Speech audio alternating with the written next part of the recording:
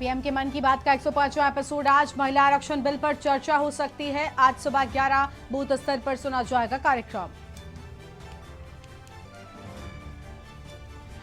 आज 9 नई वंदे भारत ट्रेनों की शुरुआत। प्रधानमंत्री मोदी वीडियो कॉन्फ्रेंसिंग से दिखाएंगे हरी झंडी। 11 राज्यों में बढ़ेगी कनेक्टिविटी।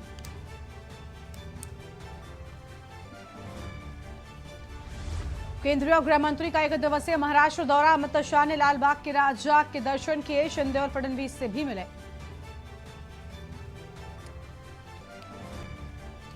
ग्रेटर नोएडा के दौरे पर सीएम योगी आदित्यनाथ। बुद्धा सर्किट में मोटो जीपी के सीईओ से सीएम की बैठक। सर्किट में ही यूपी इन्वेस्टर को लेकर होगी बैठक।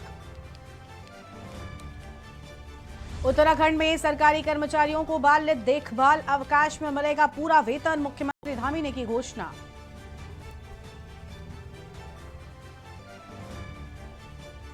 यूपी, एमपी और छत्तीसगढ़ समेत कई राज्यों में भारी बारिश। मौसम विभाग ने यूपी, एमपी समेत 12 राज्यों में किया अलर्ट। गर्मी से मिलेगी राहत।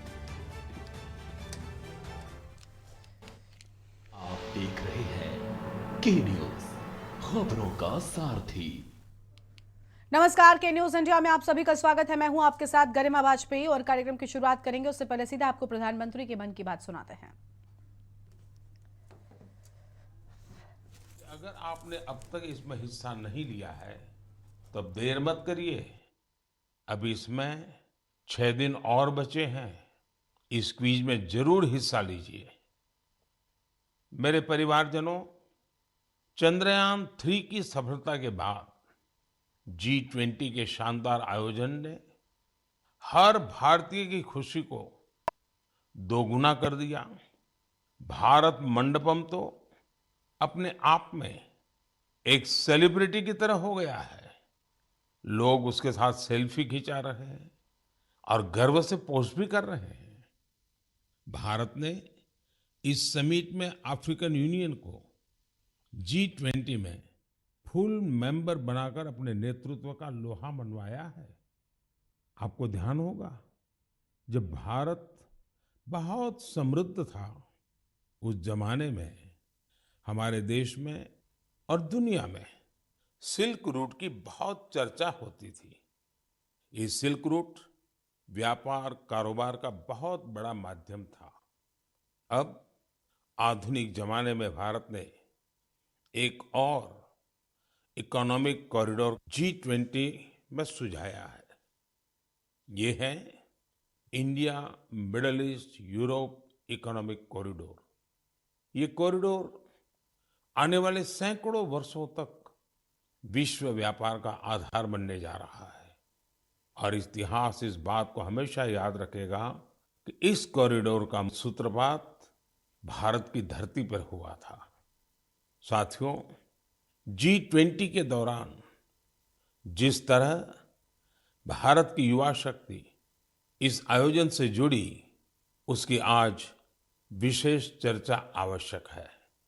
साल भर तक देश के अनेकों यूनिवर्सिटीज में G20 से जुड़े कार्यक्रम हुए।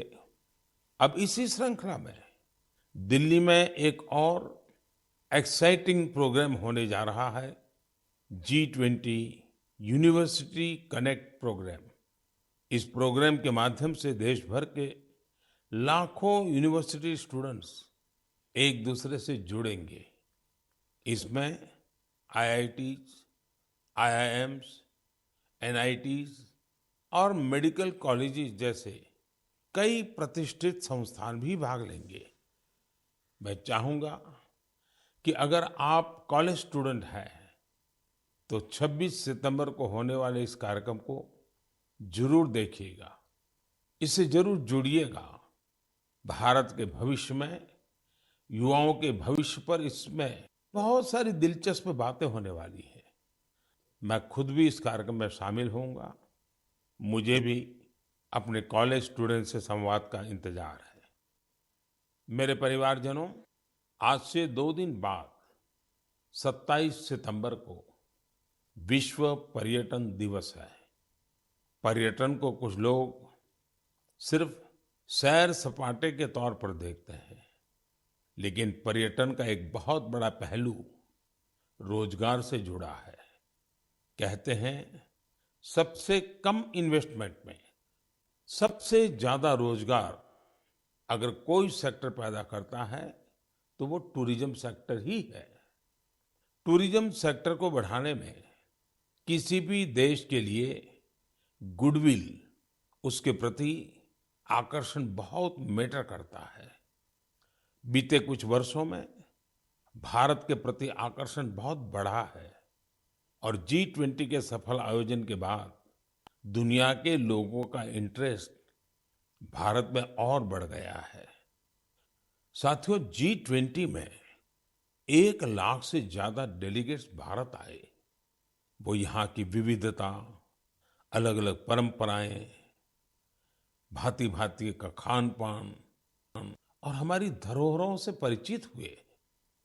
यहाँ आने वाले डेलीगेट्स अपने साथ जो शानदार अनुभव लेकर गए हैं, उससे टूरिज्म का और विस्तार होगा। आप लोगों को पता ही है कि भारत में एक से बढ़कर एक वर्ल्ड हेरिटेज साइट्स भी हैं और इनकी संख्या लगातार बढ़ती जा रही है। कुछ ही दिन पहले शांति निकेतन और कर्नाटका के पवित्र होयसड़ा मंदिरों को वर्ल्ड हेरिटेज साइट्स घोषित किया गया है। मैं इस शानदार उपलब्धि के लिए समस्त देशवासियों को बधाई देता हूं। मुझे 2018 में शांति निकेतन की यात्रा का सौभाग्य मिला था। शांति निकेतन से गुरुदेव रविंद्रनाथ टैगोर का जुड़ाव रहा है। गुरुदेव रविंद्रनाथ टैगोर ने शांति निकेतन का मोटो संस्कृत के एक प्राचीन श्लोक से लिया था। वह श्लोक है, यत्र विश्वम भवत्येक नीडम, अर्थात जहां एक छोटे से घोंसले में पूरा संसार समाहित हो सकता है। कर्नाटका के जिन होयसड़ा मंदिरों को यूनेस्को ने विश्व धरोहर सूची में शामिल किया है, उन्हें 13वीं शताब्दी के बेहतरीन आर्किटेक्चर के लिए जाना जाता है। इन मंदिरों को यूनेस्को से मान्यता मिलना मंदिर निर्माण की भारतीय परंपरा का भी सम्मान है। भारत में अब वर्ल्ड हेरिटेज प्रॉपर्टीज की कुल संख्या 42 हो गई है। भारत का प्रयास है कि हमारे ज्यादा से ज्यादा ऐतिहासिक और सांस्कृतिक जगहों को वर्ल्ड हेरिटेज साइट की मान्यता मिले। मेरा आप सबसे आग्रह है कि जब भी आप कहीं घूमने जाने की योजना बनाएं तो ये प्रयास करें कि भारत की विविधता के दर्शन करें। आप अलग अलग राज्यों की संस्कृति को समझें, हेरिटेज साइट्स को देखें। इससे आप अपने देश के गौरवशाली इतिहास से तो परिचित होंगे ही, स्थानीय लोगों की आय बढ़ाने का भी आप अहम माध्यम बनेंगे। मेरे परिवारजनों, भारतीय संस्कृति और भारतीय संगीत अब ग्लोबल हो चुका है। दुनिया भर के लोगों का इनसे लगाव दिनों दिन बढ़ता ही जा रहा है।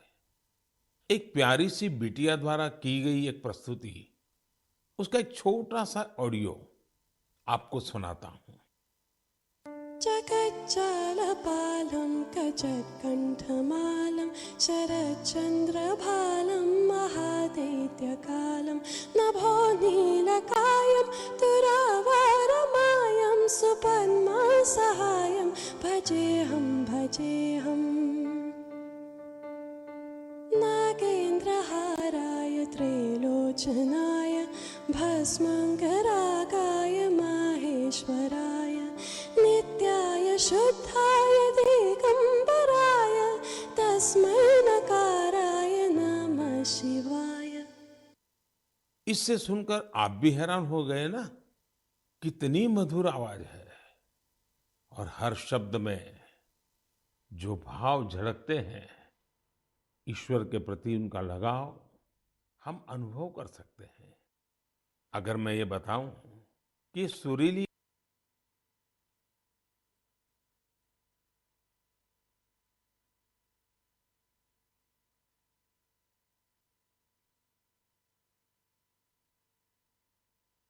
आवाज जर्मनी की एक बेटी की है तो शायद आप और अधिक हैरान होंगे। इस बिटिया का नाम कैसमी है। 21 साल की कैसमी इन दिनों इंस्टाग्राम पर खूब छाई हुई है। जर्मनी की रहने वाली कैसमी कभी भारत नहीं आई है, लेकिन वो भारतीय संगीत की दीवानी है। जिसने कभी भारत को देखा तक नहीं, उसकी भारतीय संगीत में ये रुचि बहुत ही इंस्पायरिंग है। कैसमी जन्म से ही देख नहीं पाती है, लेकिन ये मुश्किल चुनौती उन्हें असाधारण उपलब्धियों से रोक नहीं पाई। म्यूजिक और क्रिएटिविटी को लेकर उनका पैशन कुछ ऐसा था कि बचपन से ही उन्होंने गाना शुरू कर दिया। अफ्रीकन ड्रमिंग की शुरुआत तो उन्होंने महज 3 साल की उम्र में ही कर दी थी। भारतीय संगीत से उनका परिचय 5-6 साल पहले ही हुआ। भारत के संगीत ने उनको इतना मोह लिया, इतना मोह लिया कि उसमें पूरी तरह से रम गई। उन्होंने तबला बजाना भी सीखा है। सबसे इंस्पायरिंग बात तो यह है कि वे कई सारी भारतीय भाषाओं में गाने में महारत हासिल कर चुकी है। संस्कृत, हिंदी, मलयालम, तमिल, कन्नड़ या फिर असमी, बंगाली, मराठी, उर्दू, उन्होंने इन सब में अपने सुर साधे हैं। आप कल्पना कर सकते हैं, किसी को दूसरी अनजान भाषा की 2-3 लाइनें बोलनी पड़ जाएं तो कितनी मुश्किल आती है।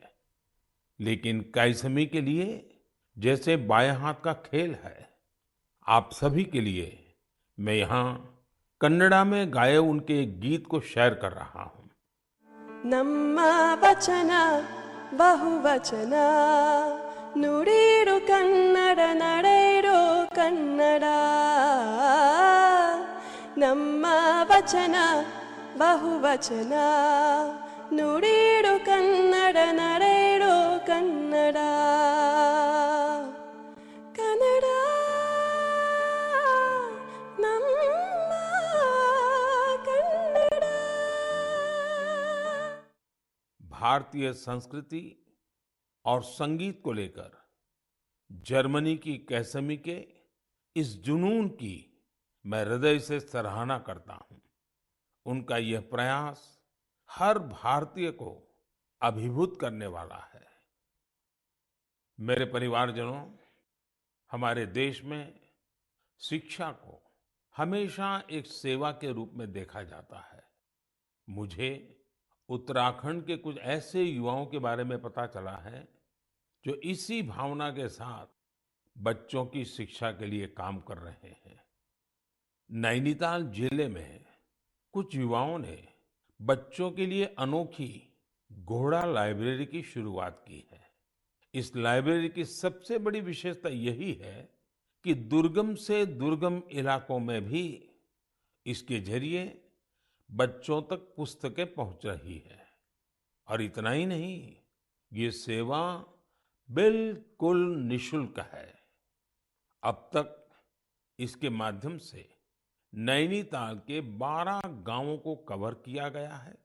बच्चों की शिक्षा से जुड़े इस नेक काम में मदद करने के लिए स्थानीय लोग भी खूब आगे आ रहे हैं। इस घोड़ा लाइब्रेरी के जरिए ये प्रयास किया जा रहा है कि दूर दराज के गांवों में रहने वाले बच्चों को स्कूल की किताबों के अलावा कविताएं, कहानियां और नैतिक शिक्षा की किताबें भी पढ़ने का पूरा मौका मिले। ये अनोखी लाइब्रेरी बच्चों को भी खूब भा रही है। साथियों, मुझे हैदराबाद में लाइब्रेरी से जुड़े एक ऐसे ही अनूठे प्रयास के बारे में पता चला है। यहाँ 7वीं क्लास में पढ़ने वाली बिटिया आकर्षणा सतीश ने तो कमाल कर दिया है। आपको यह जानकर आश्चर्य हो सकता है कि महज 11 साल की उम्र में ये बच्चों के लिए एक दो नहीं बल्कि सात सात लाइब्रेरी चला रही है। आकर्षणा को 2 साल पहले इसकी प्रेरणा तब मिली जब वो अपने माता पिता के साथ एक कैंसर अस्पताल गई थी। उसके पिता जरूरतमंदों की मदद के सिलसिले में वहां गए थे।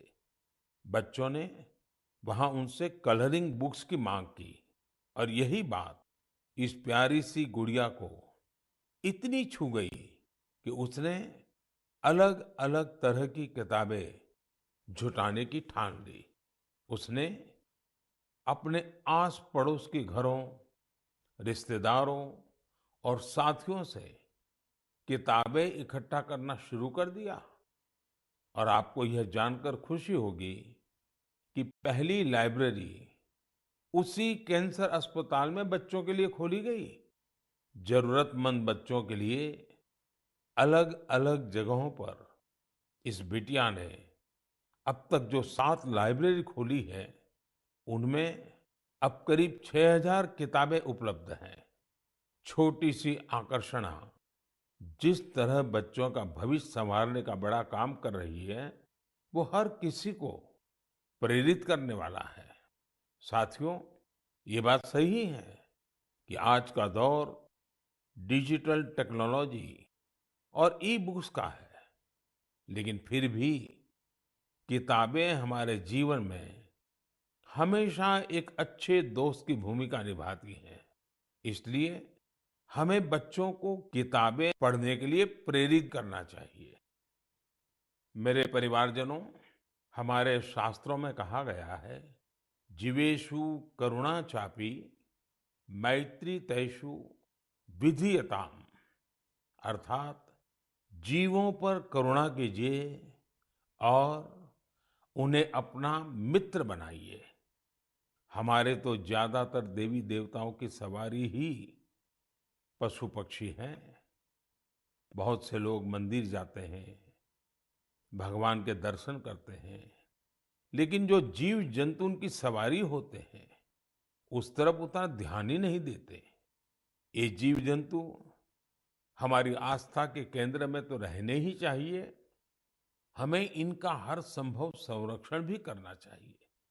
बीते कुछ वर्षों में देश में शेर, बाघ, तेंदुआ और हाथियों की संख्या में उत्साहवर्धक बढ़ोतरी देखी गई है। कई और प्रयास भी निरंतर जारी हैं ताकि इस धरती पर रह रहे दूसरे जीव जंतुओं को बचाया जा सके।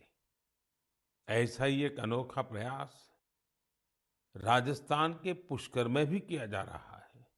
यहाँ सुखदेव भट्ट जी और उनकी टीम मिलकर वन्य जीवों को बचाने में जुटे हैं। और जानते हैं उनकी टीम का नाम क्या है? उनकी टीम का नाम है कोबरा।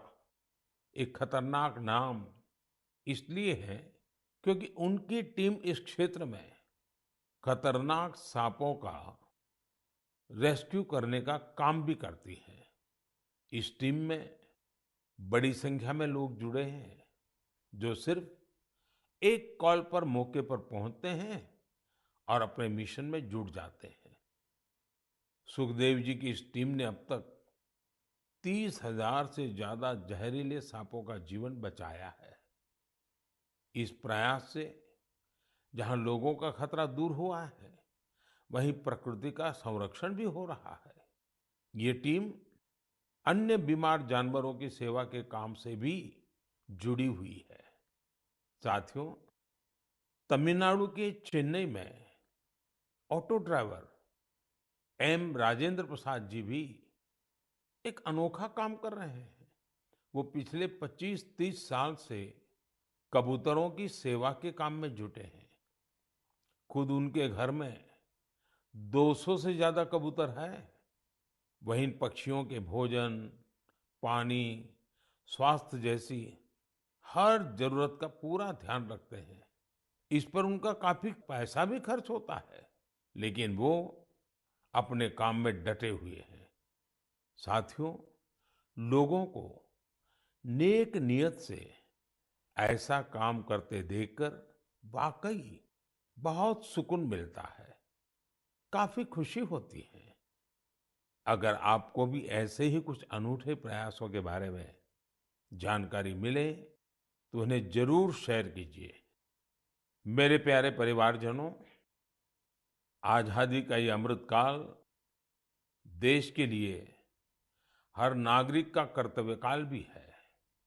अपने कर्तव्य निभाते हुए ही हम अपने लक्ष्यों को पा सकते हैं, अपनी मंजिल तक पहुंच सकते हैं। कर्तव्य की भावना हम सभी को एक सूत्र में पिरोती है। यूपी के संभल में देश ने कर्तव्य भावना की एक ऐसी मिसाल देखी है जिसे मैं आपसे भी शेयर करना चाहता हूं। आप सोचिए, 70 से ज्यादा गांव हो, हजारों की आबादी हो और सभी लोग मिलकर एक लक्ष्य, एक ध्येय की प्राप्ति के लिए साथ आ जाए, जुट जाए। ऐसा कम ही होता है, लेकिन संभल के लोगों ने ये करके दिखाया। इन लोगों ने मिलकर जन भागीदारी और सामूहिकता की बहुत ही शानदार मिसाल कायम की है। दरअसल इस क्षेत्र में दशकों पहले सोत नाम की एक नदी हुआ करती थी। अमरोहा से शुरू होकर संभल होते हुए बदायूं तक बहने वाली ये नदी एक समय इस क्षेत्र में जीवनदायिनी के रूप में जानी जाती थी। इस नदी में अनवरत जल प्रवाहित होता था, जो यहाँ के किसानों के लिए खेती का मुख्य आधार था। समय के साथ नदी का प्रवाह कम हुआ। नदी जिन रास्तों से बहती थी वहां अतिक्रमण हो गया और ये नदी विलुप्त हो गई। नदी को मां मानने वाले हमारे देश में संभल के लोगों ने इस सोत नदी को भी पुनर्जीवित करने का संकल्प ले लिया। पिछले साल दिसंबर में सोत नदी के कायाकल्प का काम 70 से ज्यादा ग्राम पंचायतों ने मिलकर शुरू किया। ग्राम पंचायतों के लोगों ने सरकारी विभागों को भी अपने साथ लिया। आपको ये जानकर खुशी होगी कि साल के पहले 6 महीने में ही ये लोग नदी के 100 किलोमीटर से ज्यादा रास्ते का पुनरुद्धार कर चुके थे। जब बारिश का मौसम शुरू हुआ तो यहाँ के लोगों की मेहनत रंग लाई और सोत नदी पानी से लबालब भर गई। यहाँ के किसानों के लिए खुशी का एक बड़ा मौका बनकर आया है। लोगों ने नदी के किनारे बांस के 10,000 से भी अधिक पौधे भी लगाए हैं ताकि इसके किनारे पूरी तरह सुरक्षित रहें। नदी के पानी में 30,000 से अधिक गंबूसिया मछलियों को भी छोड़ा गया है ताकि मच्छर न पनपे। साथियों, सोत नदी का उदाहरण हमें बताता है कि अगर हम ठान लें तो बड़ी से बड़ी चुनौतियों को पार कर एक बड़ा बदलाव ला सकते हैं। आप भी कर्तव्य पथ पर चलते हुए अपने आसपास ऐसे बहुत से बदलावों का माध्यम बन सकते हैं। मेरे परिवारजनों, जब इरादे अटल हों और कुछ सीखने की लगन हो तो कोई काम मुश्किल नहीं रह जाता है। पश्चिम बंगाल की श्रीमती शकुंतला सरदार ने इस बात को बिल्कुल सही साबित करके दिखाया है। आज वो कई दूसरी महिलाओं के लिए प्रेरणा बन गई हैं। शकुंतला जी जंगल महल के शातनाला गांव की रहने वाली है। लंबे समय तक उनका परिवार हर रोज मजदूरी करके अपना पेट पालता था। उनके परिवार के लिए गुजर बसर भी मुश्किल थी। फिर उन्होंने एक नए रास्ते पर चलने का फैसला किया और सफलता हासिल कर सबको हैरान कर दिया। आप ये जरूर जानना चाहेंगे कि उन्होंने ये कमाल कैसे किया। इसका जवाब है एक सिलाई मशीन एक सिलाई मशीन के जरिए उन्होंने साल की पत्तियों पर खूबसूरत डिजाइन बनाना शुरू किया। उनके इस हुनर ने पूरे परिवार का जीवन बदल दिया। उनके बनाए इस अद्भुत क्राफ्ट की मांग लगातार बढ़ती जा रही है। शकुंतला जी के इस हुनर ने न सिर्फ उनका बल्कि साल की पत्तियों को जमा करने वाले कई लोगों का जीवन भी बदल दिया है। अब वो कई महिलाओं को ट्रेनिंग देने का भी काम कर रही है। आप कल्पना कर सकते हैं, एक परिवार जो कभी मजदूरी पर निर्भर था, अब खुद दूसरों को रोजगार के लिए प्रेरित कर रहा है। उन्होंने रोज की मजदूरी पर निर्भर रहने वाले अपने परिवार को अपने पैरों पर खड़ा कर दिया है। इससे उनके परिवार को अन्य चीजों पर भी फोकस करने का अवसर मिला है। एक बात और हुई है, जैसे ही शकुंतला जी की स्थिति कुछ ठीक हुई, उन्होंने बचत करना भी शुरू कर दिया है। अब वो जीवन बीमा योजनाओं में निवेश करने लगी है ताकि उनके बच्चों का भविष्य भी उज्जवल हो। शकुंतला जी के जज्बे के लिए उनकी जितनी सराहना की जाए वो कम है। भारत के लोग ऐसी ही प्रतिभा से भरे होते हैं। आप उन्हें अवसर दीजिए और देखिए वे क्या क्या कमाल कर दिखाते हैं। मेरे परिवारजनों, दिल्ली में G20 समिट के दौरान उस दृश्य को भला कौन भूल सकता है जब कई वर्ल्ड लीडर्स बापू को श्रद्धा सुमन अर्पित करने एक साथ राजघाट पहुंचे। यह इस बात का एक बड़ा प्रमाण है कि दुनिया भर में बापू के विचार आज भी कितने प्रासंगिक है। मुझे इस बात की भी खुशी है कि गांधी जयंती को लेकर पूरे देश में स्वच्छता से संबंधित बहुत सारे कार्यक्रमों का प्लान किया गया है। केंद्र सरकार के सभी कार्यालयों में स्वच्छता ही सेवा अभियान काफी जोर शोर से जारी है। इंडियन स्वच्छता लीग में भी काफी अच्छी भागीदारी देखी जा रही है। आज मैं मन की बात के माध्यम से सभी देशवासियों से एक आग्रह भी करना चाहता हूं। 1 अक्टूबर यानी रविवार को सुबह 10 बजे स्वच्छता पर एक बड़ा आयोजन होने जा रहा है। आप भी अपना वक्त निकालकर स्वच्छता से जुड़े इस अभियान में अपना हाथ बटाएं।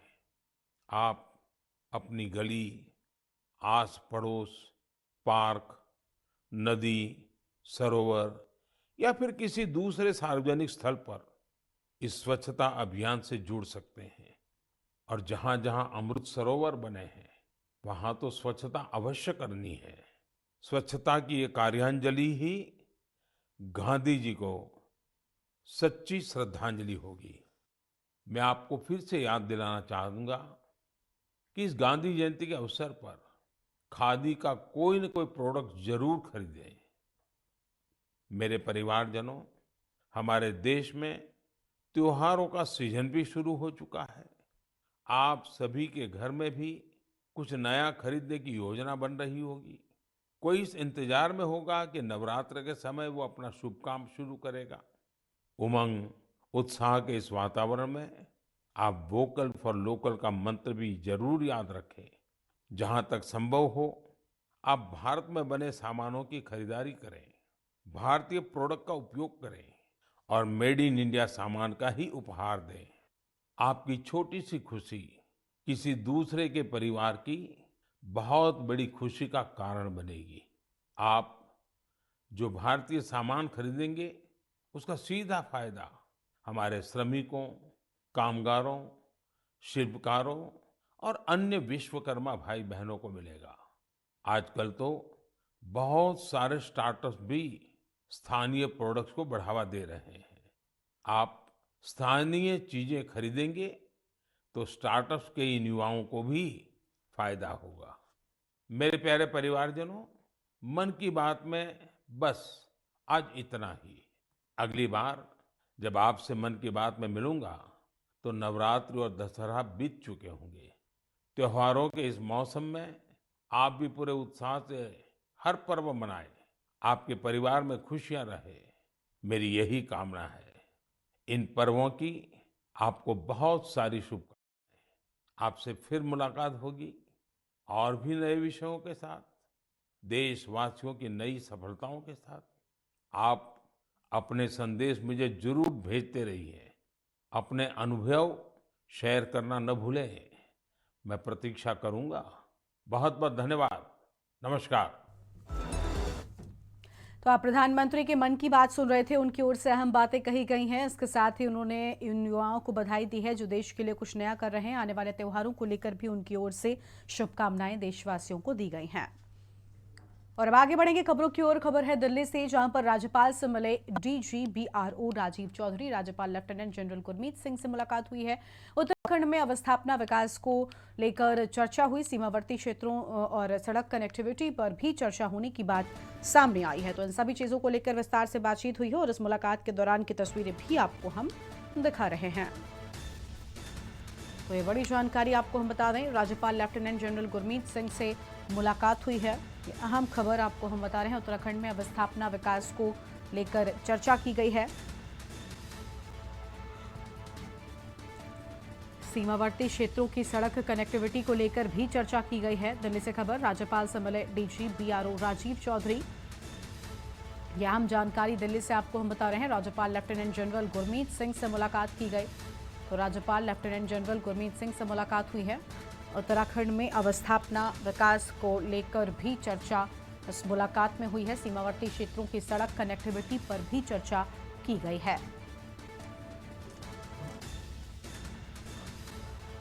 तो दिल्ली से ये बड़ी जानकारी आपको हम बता दें। राज्यपाल लेफ्टिनेंट जनरल गुरमीत सिंह से मुलाकात हुई। ये अहम जानकारी आपको हम बता रहे हैं इस वक्त की अहम खबर। और अब आगे बढ़ते हैं खबरों की ओर। अगली खबर भोपाल से आपको हम बता दें, जहां भोपाल के दौरे पर प्रधानमंत्री नरेंद्र मोदी 1.5 घंटे तक देंगे जीत का मंत्र। जम्बूरी मैदान में होगा बीजेपी का कार्यकर्ता महाकुंभ और कार्यकर्ता महाकुंभ में संबोधित करेंगे प्रधानमंत्री। कार्यकर्ता महाकुंभ में पीएम के स्वागत के लिए सजी राजधानी और दिग्गजों ने भी बीजेपी के झंडे लगाए हैं। भोपाल में 3 कैबिनेट मंत्री करेंगे प्रधानमंत्री की अगवानी। गृह मंत्री नरोत्तम मिश्रा, भूपेंद्र सिंह और विश्वास सारंग करेंगे अगवानी। कार्यकर्ताओं को चुनाव के चुनिंदा मुद्दे बताएंगे। प्रधानमंत्री के बताए मुद्दों को लेकर ही कार्यकर्ता जनता के बीच जाएंगे और महाकुंभ में 10 लाख से अधिक कार्यकर्ता जुटने का दावा किया गया है। तो ये अहम जानकारी आपको हम बता रहे हैं। इस वक्त की बड़ी खबर आपको हम बता दें, भोपाल में 3 कैबिनेट मंत्री करेंगे प्रधानमंत्री की अगवानी। तो भोपाल में 3 कैबिनेट मंत्री प्रधानमंत्री की अगवानी करते नजर आएंगे। गृह मंत्री नरोत्तम मिश्रा, भूपेंद्र सिंह और विश्वास सारंग अगवानी करेंगे। इस वक्त की बड़ी जानकारी आपको हम बता रहे हैं। कार्यकर्ताओं को चुनाव के चुनिंदा मंत्र बताएंगे प्रधानमंत्री मोदी और पीएम के बताए मुद्दों को लेकर ही कार्यकर्ता के बीच, जनता के बीच कार्यकर्ता जाएंगे, अपनी बात रखेंगे। महाकुंभ में 10 लाख से ज्यादा कार्यकर्ता जुटाने का दावा किया जा रहा है।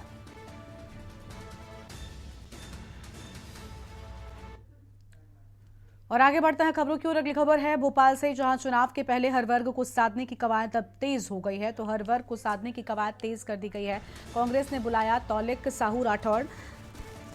अहम जानकारी आपको हम बता रहे हैं और आपको बता दें कि समाज समन्वय प्रकोष्ठ से जुड़ी ये बड़ी जानकारी। पीसीसी चीफ कमलनाथ भी शामिल होंगे और तौलिक साहू राठौड़ समाज के जनप्रतिनिधि को दिया न्योता।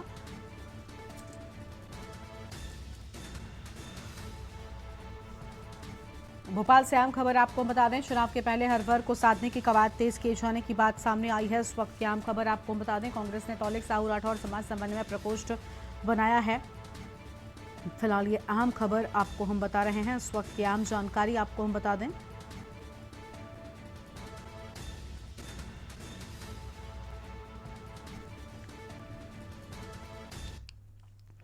और आगे बढ़ते हैं खबरों की ओर। अगली खबर है भोपाल से बड़ी जानकारी आपको हम बताते हैं। लाडली बहनों को इस बार मिलेगा तोहफा। 3 अक्टूबर को सीएम शिवराज सिंह लाडली बहनों से मुखातब होंगे और सीएम शिवराज शहडोल में होंगे लाडली बहनों से मुखातब। 10 की जगह अब 3 अक्टूबर को ही मिलेगी लाडली बहना योजना की किश्त। शहडोल में होगा राज्य स्तरीय लाडली बहना सम्मेलन। किश्त को बढ़ाकर 1500 करने के लगाए जा रहे हैं कयास, तो किश्त को बढ़ाने की बात भी सामने आ रही है। और यह अहम खबर आपको हम बता दें,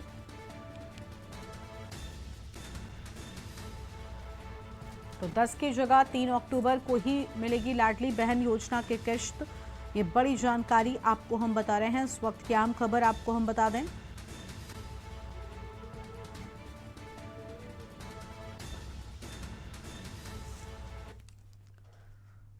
और अगली खबर है भोपाल से, जहां पर खेलो एमपी यूथ गेम्स 2023 की तैयारियां तेज कर दी गई हैं। तो 2023 की तैयारियां तेज किए जाने की बात सामने आई है और 7 शहरों में आयोजित होंगे गेम्स। भोपाल, रीवा, जबलपुर, इंदौर, ग्वालियर, शिवपुरी में गेम्स 26-27 सितंबर तक संभागीय स्तरीय मुकाबले होंगे। आम जानकारी आपको हम बता रहे हैं और ये बड़ी खबर आपको हम बता दें, 26-27 सितंबर तक संभाग स्तरीय मुकाबले होने की बात सामने आई है।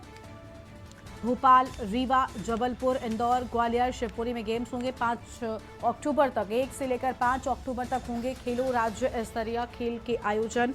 खेलो एमपी यूथ गेम्स 2023 के लिए समिति का गठन हुआ है। तो 2023 के लिए समिति का गठन होने की बात सामने आई है। आम जानकारी आपको हम बता दें,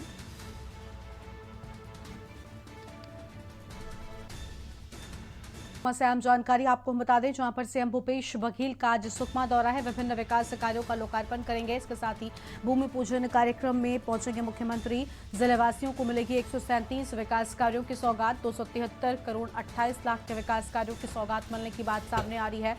ये बड़ी जानकारी आपको हम बता रहे हैं। इस वक्त की आम खबर आपको हम बता दें, जिलेवासियों को 137 विकास कार्यों की सौगात मिलने वाली है। विभिन्न विकास कार्यों का लोकार्पण किया जाएगा। यह अहम जानकारी आपको हम बता दें। इस वक्त की अहम खबर, इसके साथ ही भूमि पूजन कार्यक्रम में पहुंचेंगे मुख्यमंत्री।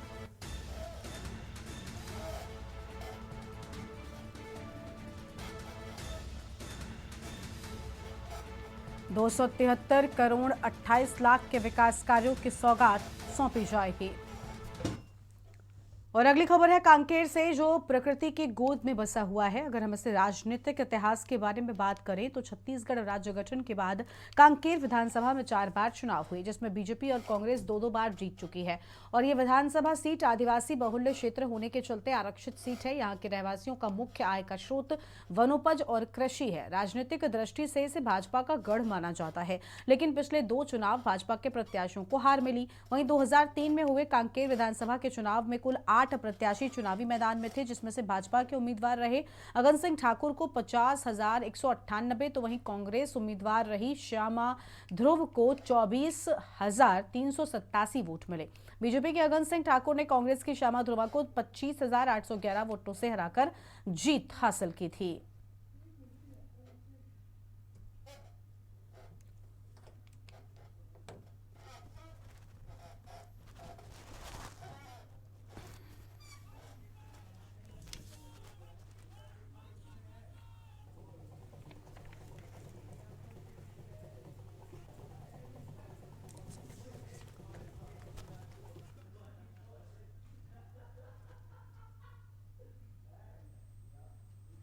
अगली खबर है कोटपुतली से, जहां पर जलदाय विभाग के कर्मचारी अपने काम को लेकर कितने संजीदा हैं, इसकी एक वानगी पिछले 15 दिनों से शरण मार्केट के पास देखने को मिल रही है। जहां पिछले 15 दिनों से एक पाइपलाइन डैमेज है और हजारों लीटर पानी व्यर्थ बह रहा है। जलदाय विभाग के कर्मचारी जुगाड़ व्यवस्थाओं के सहारे इस पाइपलाइन को ठीक करने में जुटे हुए हैं। साथ ही लाइन गंदी पानी के नाले में डैमेज होने के चलते लोगों के घरों में गंदा पानी सप्लाई हो रहा है। जलदाय विभाग की इस कार्यशैली को लेकर लोगों में रोष है।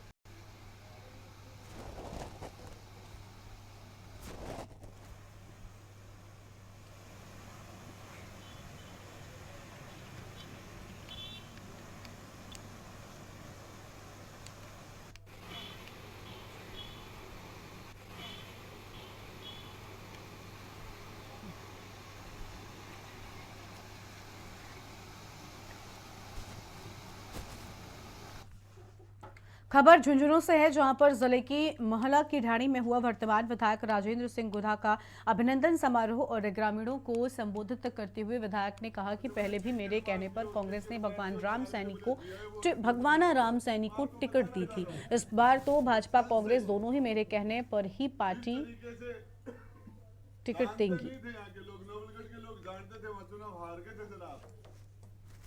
लोग जानते नहीं थे, सारे वोट पड़ गए। मैंने का भी चेप दिया, दूसरा का भी चेप दिया, और भी के बाद में देखो फिर भी हमने स्वीकार किया। और अब की बार मेरे 47,000 से 60,000 हुए। रात देव घमंड है, किसी का नहीं चलता। जनता माँ बाप होती है, जनता जनार्दन है। अभी के सैनी पर दौड़ो चादरों गेर के नाक में कान में रुई नहीं देते। लखनऊ से अगली बड़ी खबर आपको हम बताते हैं, जहां डंपर ने एक युवक की जान ले ली। अवैध मिट्टी खनन में लगे डंपर ने ली युवक की जान। तेज रफ्तार डंपर ने ई रिक्शा चालक पर गाड़ी चढ़ा दी। डंपर के चपेट में आए ई रिक्शा चालक की मौत हो गई। पुलिस ने डंपर से युवक को बाहर निकाला। रिक्शे में बैठे 6 लोगों को गंभीर चोटें आई हैं। पुलिस ने घायलों को अस्पताल पहुंचाया है। तो ये बड़ी जानकारी आपको हम बता दें, जहां पुलिस ने घायलों को अस्पताल पहुंचाया है। इस वक्त की अहम खबर आपको हम बता दें।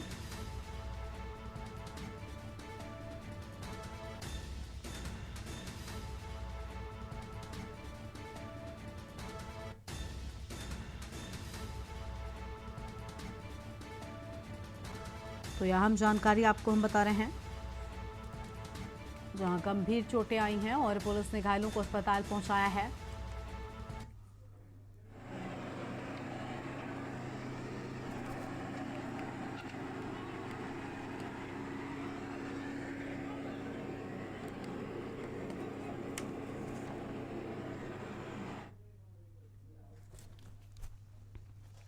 और अगली बड़ी खबर भी आपको हम लखनऊ से ही बताते हैं, जहां पूर्वी जोन में पुलिसकर्मियों के ट्रांसफर हुए। डीसीपी पूर्वी हृदेश कुमार ने ट्रांसफर किए। 17 सब इंस्पेक्टर, 8 हेड कांस्टेबल व 3 कांस्टेबल का ट्रांसफर किया गया है। पूर्वी जोन के कई चौकी प्रभारी बदले गए। इरफान अहमद बने चुनहट की कमता चौकी प्रभारी और अरुण मिश्रा बने कैंट की सदर चौकी प्रभारी।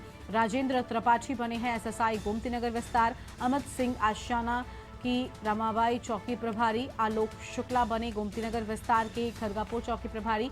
सुनील मौंड्या गोमतीनगर से उजरियाओं गांव बीट प्रभारी और संजय कुमार बने आलमबाग थाने के एलडी चौकी प्रभारी। विवेक चौधरी विभूतिखंड थाने के सिनेपोलिस चौकी प्रभारी बने हैं और धर्मेंद्र सोनकर बने गोमती नगर थाने की पत्रकारपुरम चौकी प्रभारी। धनंजय सिंह बने हैं जिनेश्वर मिश्रा के चौकी प्रभारी और अभय सिंह बने हैं विरामखंड बीट प्रभारी।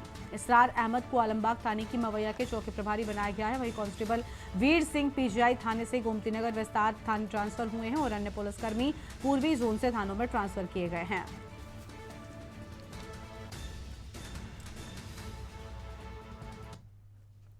और अमरोहा में तबादला एक्सप्रेस चली है। गजरौला थानाध्यक्ष हुए अशोक कुमार वर्मा लाइन हाजिर। बशराइयों थानाध्यक्ष भी लाइन हाजिर हुए। गजरौला के नए थानाध्यक्ष होंगे हरीश वर्धन और बशराइयों के थानाध्यक्ष होंगे राजीव कुमार। क्षेत्राधिकारियों में भी किया गया बदलाव। धनौरा सीओ अरुण कुमार सिंह को हसनपुर का चार्ज मिला है। हसनपुर सीओ श्वेताब भास्कर को धनौरा का मिला चार्ज। सीओ अंजलि कटारिया को मिला नौगावा सादात क्षेत्र का चार्ज। ये बड़ी जानकारी आपको हम बता रहे हैं, यहाँ पर ये अहम चार्ज सौंपे गए हैं।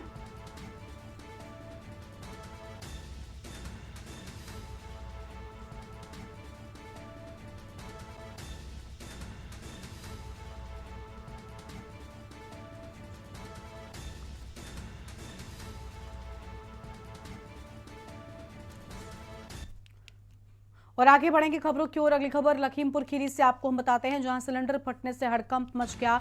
गैस सिलेंडर फटने से भीषण आग लग गई। करीब 6 झोपड़ियां जलकर खाक हो गई हैं। घरों में रखा सारा सामान भी जलकर राख हो गया। ग्रामीणों ने दमकल विभाग को सूचना दी है। मौके पर पहुंची दमकल विभाग की टीम कड़ी मशक्कत के बाद आग पर काबू पाया है। इस वक्त की बड़ी जानकारी आपको हम बता दें, कड़ी मशक्कत के बाद आग पर काबू पाया गया है। फिलहाल ये अहम खबर आपको हम बता रहे हैं।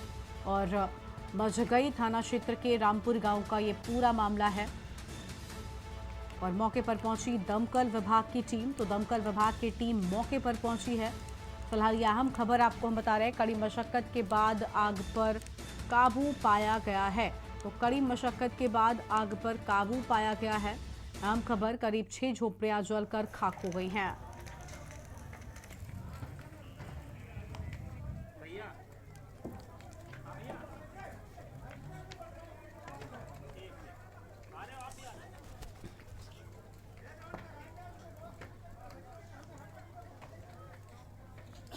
अगली खबर का रुख कर लेते हैं। अगली खबर है लखनऊ से, जहां पर लखनऊ कानपुर हाईवे पर भारी वाहनों पर अब रोक लगेगी और गौरी, बंथरा और चिल्लावा के बाजार भी हटाए जाएंगे। एलिवेटेड रोड के निर्माण से आ रही थी जाम की समस्या। जिला प्रशासन और ट्रैफिक पुलिस ने सर्वे किया है। लखनऊ कानपुर नगर के अफसरों ने बैठक की है। कानपुर देहात, हमीरपुर, फतेहपुर के अफसरों की बैठक, रायबरेली के अफसरों ने उन्नाव में बैठक की है। यह बड़ी जानकारी आपको बता दें, जिला प्रशासन और ट्रैफिक पुलिस की ओर से सर्वे किया गया है। आपको बता दें कि एलिवेटेड रोड के निर्माण के चलते आए दिन भारी जाम की समस्या से लोगों को जूझना पड़ रहा था और इन्हीं सबको देखते हुए अब यह अहम कदम उठाया गया है। अब यहाँ पर ये अहम कदम उठाते हुए ये निर्देश दिया गया है कि यहाँ पर जो बाजारें लगती थी वो नहीं लगेंगी। इसके साथ ही भारी वाहनों के प्रवेश पर भी रोक लगने की बात सामने आ रही है। ये बड़ी जानकारी आपको हम बता रहे हैं। फरीदाबाद से अगली बड़ी खबर है। जमीनी विवाद में दबंगों ने आग लगा दी है और दबंगों ने गरीब के आशियाने में आग लगा दी। झोपड़ी में आग लगने से सारा सामान जलकर खाक हो गया। महिला ने लगाया सोने चांदी की जेवरात गायब होने के आरोप। इसके साथ ही 20,000 की नकदी गायब होने का भी आरोप लगाया है। दबंगों के खिलाफ महिला ने थाने में तहरीर दे दी है। थाना मऊदर बाजार क्षेत्र के हैबतपुर गढ़िया का ये पूरा मामला बताया जा रहा है। इस वक्त की बड़ी जानकारी आपको हम बता दें कि गढ़िया का पूरा मामला बताया जा रहा है। इस वक्त की अहम खबर आपको हम बता रहे हैं। तो ये बड़ी जानकारी आपको हम बता रहे हैं। इस वक्त की अहम खबर आपको हम बता दें। साथ ही 20,000 की यहाँ पर चीजें गायब होने की बात सामने आई है। दबंगों के खिलाफ महिला ने थाने में तहरीर भी दे दी है।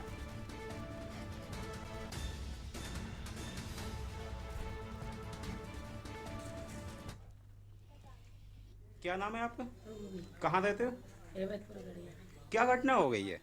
हम दवा लेने सर चले गए तब मेरे घर पे आग ही लगाई थी। और मेरी बकरियां बंदी में लल्ला तो उनको ये तो ही नहीं, आग कैसे, क्या किन लोगों ने लगाई आग? वो पाई और देखो भाई राधे श्याम। ये कहाँ, आपके गांव के ही है? हाँ, क्या कोई विवाद चल रहा था इन लोगों से? मेरी आबादी की जगह आती वे भी कब्जा कर रहे, हम भी उधर रह रहे थे। तो वही पे यहाँ कब्जा तो आगे उनने मोरंग वोरंग डाल ली। अच्छा, घटना साहब आग लगा दी। आग किसने आग लगी है? अब कोई मकान वगैरह क्या था आपका? है झोपड़ी बंगला रखा हुआ, झोपड़ी थी उसमें हाँ, आप और ये बच्चा हमारे बंगला रहते उसी में थे क्या आप? हाँ। आग किन लोगों ने लगाई? है भूप नारायण, गौरव, अनोखे लाल। आपके गांव के ही है ये हाँ लोग? गाँव के। क्या किस कारण आग लगाई ये लोग? क्या जबरदस्ती धान ले जे यहाँ घटाने के चक्कर में हमको। अगली खबर लखनऊ से है, जहां यूपी पुलिस बनाएगी लोक शिकायत पोर्टल और डीजीपी ने समीक्षा के दौरान निर्देश दे दिए हैं। थाने पर फरियादियों की समस्याओं के निस्तारण को लेकर अहम चीजें सामने होंगी और समस्याओं की चेकिंग होगी, समस्याओं की सुनवाई भी की जाएगी और आकस्मिक चेकिंग मिलने वाली शिकायतों का पोर्टल पर होगा डेटा अपडेट। ये बड़ी जानकारी आपको हम बता रहे हैं। आम खबर आपको हम बता दें, समस्याओं की सुनवाई को लेकर यह अहम चीजें सामने आई हैं। डीजीपी ने समीक्षा के दौरान निर्देश भी दे दिए हैं। तो डीजीपी ने समीक्षा के दौरान निर्देश दे दिए हैं। ये आम जानकारी आपको हम बता रहे हैं। इस वक्त की अहम खबर।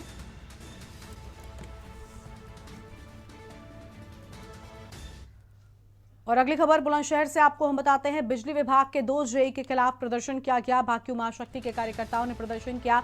दोनों जेई पर प्राइवेट पर्सन से वसूली कराने का आरोप है और बिजली जैकिंग की आड़ में किसानों से अवैध वसूली का आरोप। भाकियू महाशक्ति के अध्यक्ष ने एससी को ज्ञापन सौंपा है। आरोपी जेई को हटाने और उनकी संपत्ति की जांच की मांग की है। ये बड़ी जानकारी आपको हम बता दें, बिजली चेकिंग की आड़ में किसानों से अवैध वसूली का आरोप लगाया गया है। तो अवैध वसूली के आरोप की बात सामने आई है। दोनों ही जेई पर प्राइवेट पर्सन से वसूली कराने की भी बात कही गई है। आम जानकारी आपको हम बता रहे हैं। इस वक्त की आम खबर, बिजली चेकिंग के आड़ में किसानों से अवैध वसूली की बातें सामने आई हैं। भाकियू महाशक्ति के अध्यक्ष ने एससी को ज्ञापन सौंपा है। आरोपी जेई को हटाने और उनकी संपत्ति की जांच की मांग किए जाने की बात कही गई है। अगली खबर है बस्ती से, जहां पर बदमाशों ने युवक को मौत के घाट उतार दिया है। अज्ञात बदमाशों ने घर में घुसकर की युवक की हत्या, सिर पर वार कर बड़ी बेरहमी से हत्या कर दी और शव को कब्जे में लेकर जांच में पुलिस जुट गई है और कमरे और दीवार पर खून के छींटों के निशान मिले हैं। अहम खबर सोनाहा थाने के कनेथू गांव की पूरी घटना बताई जा रही है। तो सोनाहा थाने के कनेथू गांव की ये पूरी घटना है। यह अहम जानकारी आपको हम बता दें, इस वक्त की अहम खबर।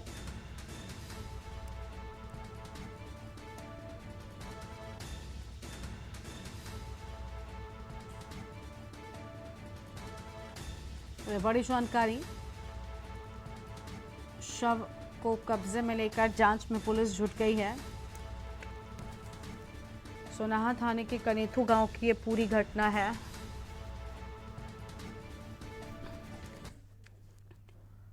आगे बढ़ते हैं खबरों की ओर। अयोध्या में वैक्स म्यूजियम का शिलान्यास हुआ है। आम खबर, रामायण पर आधारित बनाया जाएगा वैक्स म्यूजियम। मोम के पुतले भी बनाकर म्यूजियम में रखे जाएंगे। रामायण पर आधारित महापुरुषों के मोम के पुतले बनाए जाएंगे। तो मोम के पुतले बनाए जाने की बात सामने आई है और मोम के पुतले बनाकर म्यूजियम में रखे जाएंगे। ये आम खबर आपको हम बता दें, रामायण पर आधारित महापुरुषों के मोम के पुतले बनाए जाएंगे। तो मोम के पुतले बनाए जाएंगे। अयोध्या में वैक्स म्यूजियम का शिलान्यास हुआ है। ये आम जानकारी आपको हम बता दें, इस वक्त की आम खबर। रामायण पर आधारित बनाया जाएगा वैक्स म्यूजियम। तो रामायण पर आधारित वैक्स म्यूजियम बनाया जाएगा और यहाँ पर मोम के पुतले बनाकर भी रखे जाने की बात सामने आई है। आगे बढ़ते हैं खबरों की ओर। नोएडा से अगली बड़ी खबर, सितंबर के अंतिम सप्ताह में ही धुंध का प्रकोप देखने को मिला। नोएडा के बड़े भाग में देखने को मिल रही धुंध से सड़क दुर्घटना होने की संभावनाएं बढ़ी हैं। सांस लेने में भी होगी परेशानी।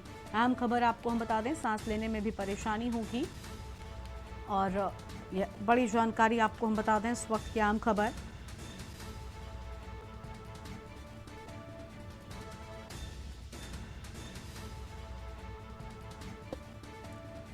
नोएडा के बड़े भाग में धुंध देखने को मिल रही है। यह अहम जानकारी आपको हम बता रहे हैं, इस वक्त की आम खबर। नोएडा के बड़े भाग में धुंध देखने को मिल रही है। और लखनऊ से अगली बड़ी खबर, जहां एडिशनल एसपी पर पिस्टल तानने का आरोप। पुलिस मुख्यालय में तैनात एडिशनल एसपी पर आरोप। बाइक सवार युवक के साथ मारपीट का भी आरोप लगा। बाइक और स्कूटी में टक्कर के बाद हुआ था बवाल। बाइक सवार युवक और छात्रा में हुई थी कहासुनी। छात्रा ने अपने पिता एडिशनल एसपी को जानकारी दी। जानकारी मिली, मौके पर पहुंचे एडिशनल एसपी ने पीड़ित को जमकर पीटा है। युवक को पीटता देख राहगीरों ने हंगामा कर दिया। हंगामा देखकर मौके से भाग निकले और ये वीडियो वायरल हो गया है। कृष्णानगर के अंतर्गत फिनिक्स मॉल के सामने का ये पूरा मामला बताया जाता है। तो फिनिक्स मॉल के सामने का ये पूरा मामला बताया जा रहा है। यहाँ हम खबर आपको हम बता दें, एडिशनल एसपी ने पीड़ित को जमकर पीटा है। युवक को पीटता देखकर राहगीरों ने जमकर हंगामा करना शुरू कर दिया। अब बंदूक दिखाते हैं। ये देखिए एसपी साहब को इसमें आके इनने गोली उसका तमाचा मारा है। क्यों मारा आपने सर? सर आपने क्यों मारा? क्यों मारा भाई?